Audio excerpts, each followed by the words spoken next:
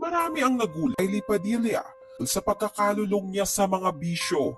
Ilang taon bago sila maghiwalay ng tuluyan ng strange husband niya si Alger Abrenica. Dahil hindi lang isa, kundi dalawang bisyo ang kinalulungan ni Kylie noon.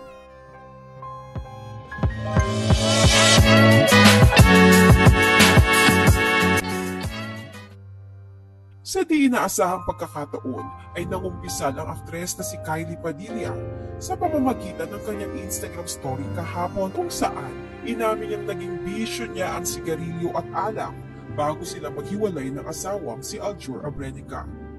Pero hindi lang iyon basta paninigarilyo dahil ani Kylie, isa umano siyang chain smoker na ibig sabihin sunod-sunod ang pagsindi at paghithit niya ng bawat stick ng sigarilyo na talaga namang masama sa kalusugan ng tao.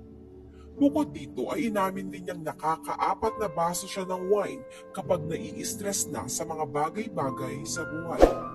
Gayunpaman, lahat ng ito ay parte na lamang ng nakaraan dahil may isang bagay ang nagbabago sa lahat. Narito ang pagbabahagi ni Kylie. I've given up on all vices.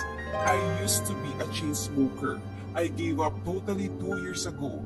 I used to love my alcohol, only in moderation, but I loved a glass or 4 of wine, especially if things got a little stressful in life.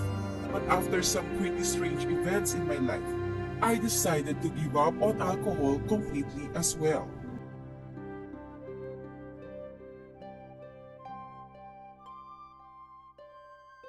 Dagdag pa ni Kylie sa halip na alak at sigarilyo, ngayon ay binago ang buhay niya ng pagkahumaling sa isang tsaa na iminungkahi ng kapatid niyang si Queenie Padilla na gaya niya ay dumaranas rin ng anxiety.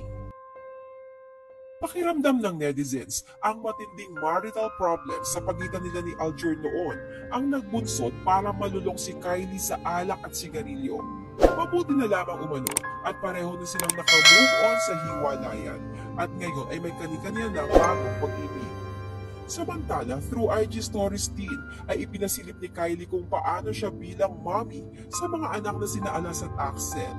Me in mommy mode, caption ni Kylie.